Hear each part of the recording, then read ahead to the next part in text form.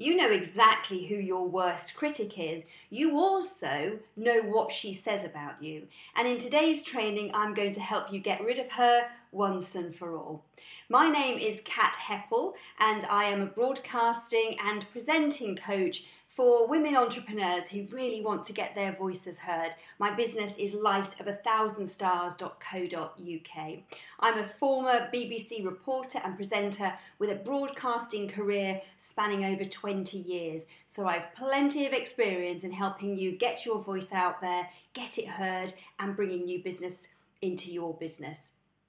So, your worst critic. They are pretty horrible. Their voice is pretty loud. You hear it loud and clear, particularly when you are considering going live on social media, or maybe making a video, or going on a podcast, or perhaps even going on stage.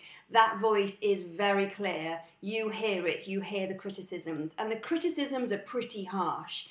They tell you that you don't look good, that you don't sound good, that you're not wearing the right thing, that you didn't say the right thing, that you look awful, that your face is wonky, your nose is weird, your left ear is misshapen. I mean, the list could go on and on. We'd be here all day if we started to list all the criticisms.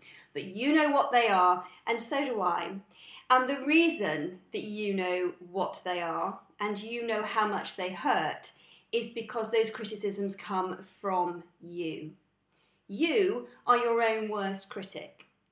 And when it comes to thinking about going live, making a video, standing on stage, just going live on Facebook, those words come into your head. Those criticisms become very loud, and you hear them. And you hear them over and over again. And they're the reason for many women that they will not go live, they won't make videos, and they won't present or make a speech. It's those words they hear in their heads over and over again, the criticisms that they put upon themselves. I used to do it a lot. I used to work at the BBC, constantly having to be in front of a camera, constantly watching the recording of myself back over and over whilst the piece was being edited. And it's very easy to indulge in endless criticism. Makeup, hair, clothing, the way you've spoken, how you look, something you've said, something you've done. You could go on forever criticising yourself, and I found it very easy to do that. I would look at something I'd recorded with me on camera and start to just pull it apart. Now, the truth is, if I'd listened to those criticisms, I would never have got a single piece to air. Nothing would ever have been broadcast. I had to find a way to stop being my own harshest critic, because that was the reality. Nothing anybody else could say about me could be as brutal as some of the things that I could say to myself about the way I sounded or the way I looked. And that's true for you too. The criticisms that you fear from other people are probably likely to be far less harsh than the criticisms that you place upon yourself. Now, the way I got through this was I used to call this kind of zone of criticism, this opportunity to look at myself and really just pull everything apart. I used to call that wearing my bitch glasses. In other words, I used to sit and be pretty horrible about myself. I could really pull myself apart, just as you do when you think about going live or making a video or presenting. It's really easy to put those bitch glasses on and be pretty horrible. And you have to ask yourself, would you say any of that to somebody else face to face? So if you met somebody else and they were presenting or doing a video, would you say to them in person all those terrible things that you say to yourself about your nose, your elbow, your lips, your face, your hair, the way your voice sounds? The real answer to that is no, you would not. You wouldn't speak to anybody else like that.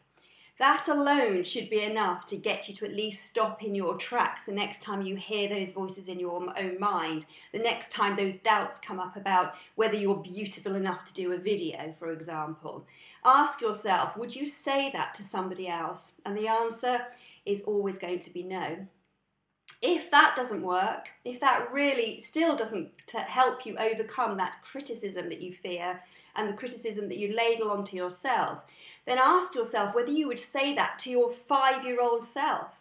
Would you say that to a child who was doing their best and who was trying to achieve something amazing, wonderful and new? And the answer, of course, again, is going to be no, absolutely, categorically not. I would never say that to my 5-year-old self.